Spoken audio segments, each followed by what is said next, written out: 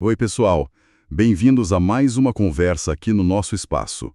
Hoje o foco é Yuval Noah Harari. Vamos mergulhar nas ideias dele sobre informação, verdade, poder. E o futuro, claro. Oi, e a gente vai usar principalmente o livro Nexus, né? Mas também uma conversa pública que ele deu que foi bem interessante. Exato. Temos uns trechos do livro e a transcrição dessa palestra. A ideia é tentar, assim, desemaranhar os argumentos principais dele.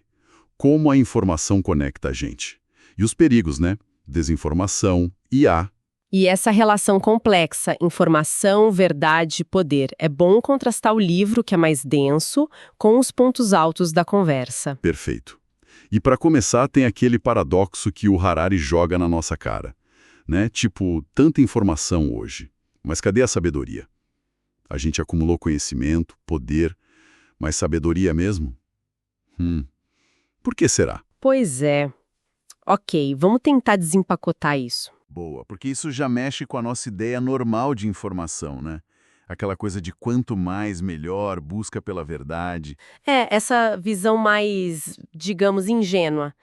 O Harari vira isso de cabeça para baixo, tanto no Nexus quanto na conversa. Ele argumenta que o papel histórico mesmo da informação não foi representar a realidade com precisão, foi conectar, criar redes. Exato. No Nexus tem exemplos ótimos disso. O DNA, por exemplo. Ele não representa o medo na zebra que vê o leão, certo? Não, ele dispara uma reação química, adrenalina, conecta as células para fugir. Uma mutação que atrapalha isso não é fake news genética, é uma falha de conexão. Pode custar a vida. E ele leva essa ideia para as estruturas humanas maiores, as sociedades. Sim, e aí entram as tais realidades intersubjetivas, um conceito-chave para ele. Dinheiro, nações, direitos humanos, até marcas, como você falou antes, tipo Coca-Cola. Elas não existem como uma pedra, né? Existem porque a gente acredita junto. Exatamente. São histórias, narrativas compartilhadas que conectam milhões, bilhões de pessoas em redes de cooperação gigantescas. É isso que permite a escala humana. E o curioso é que, para o Harari, essa capacidade de conectar via ficção, às vezes, foi mais importante para o nosso sucesso como espécie do que ser 100% preciso nos fatos. Com certeza. Ele cita no livro a astrologia. Cientificamente, não se sustenta, né? Mas conecta pessoas há séculos. Ou textos religiosos, como a Bíblia. A força da Bíblia, ele diz, não é ser um livro de história perfeito, é conectar bilhões de pessoas numa rede de valores, de práticas. Isso. E na conversa pública, ele usa aquela comparação que você mencionou. Ah, sim. Dos 10 mandamentos com a Constituição dos Estados Unidos. Muito boa. Ótima mesmo. Mostra como histórias diferentes lidam com a própria falha, né?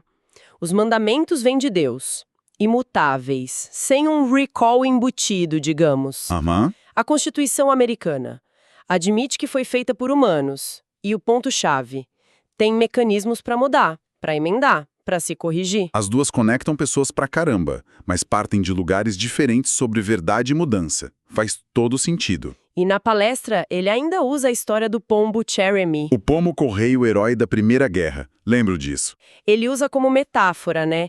O valor da informação certa, na hora certa, salvando vidas, em contraste com esse dilúvio de dados que a gente vive hoje. Muita coisa irrelevante, ou pior, falsa. Pois é. A distinção entre informação que conecta para algo útil e a que só representa ou distorce fica ainda mais crítica agora, né? Fica demais. E essa habilidade de criar histórias, realidades compartilhadas, nos leva direto para outro ponto central do Harari, o poder dessas narrativas e como elas são organizadas. Aí entra a burocracia. Sim, o Nexus explora bastante isso.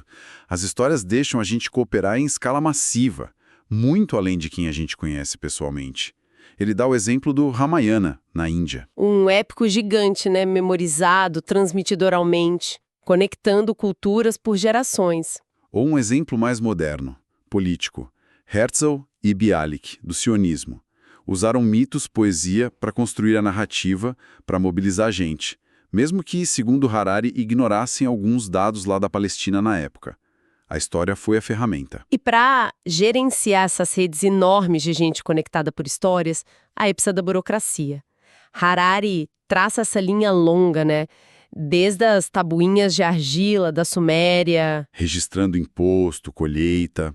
até os sistemas digitais de hoje, formulários, bancos de dados. A burocracia é essencial para organizar, para dar ordem. Mas como ela faz isso? Simplificando, radicalmente. Encaixotando o mundo em categorias, né? Espécies, notas de aluno, diagnóstico médico. Exato. Só que essa simplificação tem um custo. E aí vem os perigos que o Harari escancara no livro. Rigidez, desumanização. Nossos exemplos históricos que ele dá são pesados. O censo na Romênia nos anos 30, usado para perseguir judeus. Pesadíssimos. Ou a deculaquização na União Soviética. Basicamente, inventaram a categoria kulak, inimigo de classe, para justificar matar milhões. Uma categoria burocrática que virou sentença de morte. Que coisa. E talvez o exemplo mais chocante no livro seja a caça às bruxas na Europa. Ele argumenta que não foi só a histeria popular. Foi amplificado, quase criado pela burocracia da época. Como assim? Tinha manuais tipo o Maleus Maleficarum, o Martelo das Feiticeiras, padronizava o que era bruxa, como identificar. A imprensa, novinha na época, ajudava a espalhar o pânico. E os tribunais? Usavam tortura para conseguir confissões que confirmavam a existência das bruxas. Um ciclo vicioso. A própria categoria bruxa para o Harari foi uma construção burocrática que se impôs à realidade, com consequências terríveis. É assustador pensar nisso. Como um sistema de organizar informação, mesmo baseado em algo falso, pode gerar tanto poder e sofrimento. Isso volta àquela história dos mecanismos de correção, né? Totalmente. A caça às bruxas é o exemplo extremo do que acontece quando um sistema de informação, nesse caso, a burocracia da Inquisição, não tem como questionar a si mesmo como corrigir erros. Ele se alimenta sozinho. Por isso ele valoriza tanto a ciência, né? Que idealmente tem a correção de erros no seu processo. Exato. E na conversa pública ele toca nisso falando da criação de textos canônicos, como a Bíblia. Ele descreve como um longo processo editorial, um exercício de poder, sabe? Decidir o que entra, o que fica fora, o que é recomendado. É controlar a narrativa, a história que conecta. E esse controle da informação, a necessidade de correção, isso nos joga direto no terceiro tema quente: tecnologias de informação e sistemas políticos. Democracia, totalitarismo. Aí a coisa fica bem próxima da gente hoje, acho. Sem dúvida, no Nexus, a análise histórica dele sobre isso é fascinante. Ele diz que tecnologias como a imprensa tiveram um impacto duplo, ambíguo. Por um lado, ajudaram a revolução científica espalhando ideias rápido. Sim, mas por outro, como a gente viu, ajudaram a espalhar o pânico da caça às bruxas, teorias da conspiração. E ele vai além, diz que tecnologias do século XX, rádio, cinema, TV, telégrafo, foram o que tornou possível, pela primeira vez, tanto a democracia em larga escala quanto o totalitarismo em larga escala. É um ponto interessante. Antes disso, era difícil manter um controle tão centralizado ou uma conversa democrática tão ampla em países muito grandes. A República Romana, por exemplo, não conseguiu escalar a democracia, virou império. Já os Estados Unidos modernos só puderam crescer como democracia por causa de tecnologias que conectavam o país todo. Exato. Ele pensa nesses sistemas como redes de informação. Democracia, rede distribuída, vários centros de poder, governo, estado, cidades, eleitores, e o ponto crucial: mecanismos fortes de autocorreção. Imprensa livre, justiça independente, academia livre, eleições. Isso. O totalitarismo, rede super centralizada, quer controlar toda a informação e, fundamentalmente, quer eliminar ou controlar esses mecanismos de autocorreção. O exemplo clássico que ele usa no livro é a União Soviética. Aquele trio: governo, partido, KGB. Exatamente, controlando a informação, reescrevendo história, escondendo verdades, tipo Chernobyl, e eliminando dissidentes ou inimigos inteiros, como nos expurgos de Stalin ou com os kulaks. E ele conecta isso com o hoje, com o populismo. Sim, ele vê o populismo atual como um ataque direto aos mecanismos de autocorreção da democracia liberal. Líderes populistas atacam a imprensa, fake news, o judiciário, juízes inimigos, os especialistas. E as instituições democráticas em si, né? Alegando que só eles representam o povo verdadeiro contra uma elite corrupta. Apesos, canais de correção. E na conversa pública, Harari bate muito na tecla do colapso da conversa democrática. Ele até diz que tecnologias como jornal e rádio foram essenciais para criar a conversa democrática nacional no passado. Pois é. E hoje, com tecnologia muito mais avançada, parece que a gente está perdendo a capacidade de conversar de verdade, de ouvir quem pensa diferente, polarização, bolhas. É irônico, né? Muito. E ele adiciona a camada tecnológica na conversa. A dificuldade de saber se você está falando com gente ou com um robô na internet. Bots. Nossa, isso complica tudo. Como ter uma conversa pública séria se você não sabe quem está do outro lado? Ou se é um programa feito para te manipular? Isso destrói a confiança, que é a base do diálogo. E ele lembra, democracia não é só votar, é a relação contínua entre maioria e minoria. Poder debater sem ver o outro como inimigo. O que nos deixa com a pergunta, e o futuro da democracia agora? Especialmente com a IA chegando com tudo. Esse é o quarto bloco de ideias. E parece que Harari vê a IA como um ponto de virada total. Definitivamente. Tanto no Nexus quanto na conversa, ele trata a IA não como só mais uma ferramenta. É algo fundamentalmente diferente. A primeira inteligência alienígena não humana, talvez não consciente que a gente está criando. E que a gente vai ter que conviver, ou competir. Ele fala no livro que a IA já cria cultura própria. Aquele exemplo do Go, né? A jogada 37. Exato. O movimento 37 do AlphaGo surpreendeu os mestres humanos. Foi criado por uma IA. E ela já influencia a história humana mesmo sem querer. O caso de Myanmar, que ele cita no livro. Sim, algoritmos do Facebook, feitos para gerar engajamento, acabaram turbinando o discurso de ódio contra os Rohingya, contribuindo para a limpeza étnica. Uma consequência não intencional, mas devastadora da lógica do algoritmo. Ele até fala de realidades intercomputadores, sistemas onde as máquinas interagem, criam lógicas próprias e talvez a gente fique de fora. Meio assustador. Os riscos que ele lista principalmente no livro são enormes. Vamos de controle social até ameaça existencial. Perda de controle humano para sistemas de IA tão complexos que a gente não entende mais. As caixas pretas. Vigilância total, né? Biometria, interface cérebro-máquina tipo Neuralink, crédito social como na China. Manipulação em massa usando o que os algoritmos aprendem sobre a nossa psicologia. Gente?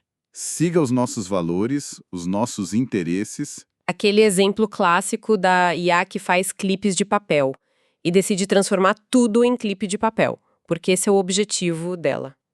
Parece bobo, mas ilustra o risco de objetivos mal definidos ou que saem do controle. Faz sentido. E tem riscos mais aqui e agora, né? Algoritmos opacos, decidindo empréstimo, emprego, sentença criminal, diagnóstico médico, sem a gente entender o porquê, sem poder contestar. Os vieses algorítmicos também. A IA aprendendo nossos preconceitos com os dados. Racismo, misoginia, e aí ela perpetua isso ou piora. E o Harari levanta uma possibilidade ainda mais sinistra no livro.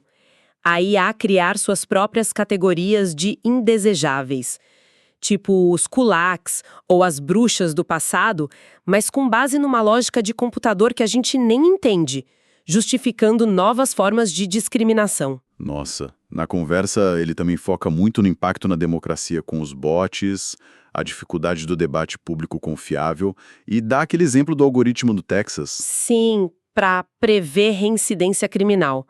Influenciava sentenças, mas a lógica era secreta, talvez enviesada. Como ter justiça assim? Complicado demais. E ele faz uma analogia boa sobre o alinhamento na conversa. Diz que, assim como o ideal cristão de amar ao próximo pôde, em certas épocas e interpretações, levar à violência da Inquisição, boas intenções programadas numa IA, seja útil, seja segura, não garantem resultado bom. Precisamos, de novo, de controle, supervisão, autocorreção para a própria IA. Um desafio gigantesco. E ele lança umas ideias bem doidas na conversa, né? Tipo os casulos civilizacionais. Cocons, sociedades que, moldadas por IAs diferentes, poderiam divergir totalmente em como entendem a realidade, mente e corpo. Ou o universo escuro, um cosmo cheio de inteligência de máquina, mas talvez sem consciência, sem significado como a gente entende. É muita coisa para pensar. E a sugestão dele, meio brincando, meio sério, de contratar teólogos para as empresas de IA, mostra o tamanho do desafio, né? Não é só técnico. Definitivamente não é. Harari está alertando que a IA pode transformar condição humana, remodelar a sociedade, cultura, política, talvez até nossa biologia, de jeitos que a gente mal consegue imaginar. Ele fala no livro do risco de um novo colonialismo de dados. Exato. Poucos centros de tecnologia, talvez Estados Unidos e China, controlando a informação e o futuro do resto do mundo, E ele cria o termo cortina de silício. fazendo paralelo com a cortina de ferro. Uma nova divisão global, agora pela tecnologia, pelos dados, pela IA. Quem tem e quem não tem acesso a esse poder. E a preocupação maior que amarra tudo é a gente perder o controle, não só das ferramentas, mas da própria narrativa da história humana. A história pode deixar de ser escrita só por nós. Uau! Então, tentando juntar tudo isso, fica claro que a mensagem do Harari, no Nexus e na palestra, é um alerta. Bem forte, bem consistente. Parece que nossa capacidade de criar informação, de conectar, evoluiu muito mais rápido que a nossa sabedoria para usar isso bem. Pois é, as tecnologias e a IA em especial abrem portas incríveis, mas trazem riscos de uma ordem diferente, talvez existencial, ameaçando a verdade, a democracia, a nossa própria agência sobre o futuro. E a forma como ele conecta a história profunda da informação com esses desafios de agora é o que torna a análise dele tão impactante, eu acho. Concordo. E se a gente puxar um fio condutor de tudo isso, é a ênfase dele na necessidade de mecanismos de autocorreção, na ciência, na democracia, até nas narrativas que nos unem. Admitir erro, buscar a verdade, ajustar o rumo é vital. Ele foca muito nas instituições, né? Como elas precisam ter essa correção embutida. Sim. Mas talvez a provocação final que a gente pode deixar aqui, ecoando as fontes, seja mais para o nível individual. Além de instituições fortes, como é que nós, cada um, podemos cultivar sabedoria, pensamento crítico e, principalmente, a capacidade de diálogo? Nesse mundo cheio de informação complexa, algoritmo opaco, narrativa poderosa. E algumas narrativas em breve, talvez feitas por IA. Exato. Qual o papel da nossa responsabilidade individual nessa nova paisagem, onde as velhas histórias humanas encontram essa inteligência alienígena que a gente está só começando a entender? Fica a pergunta.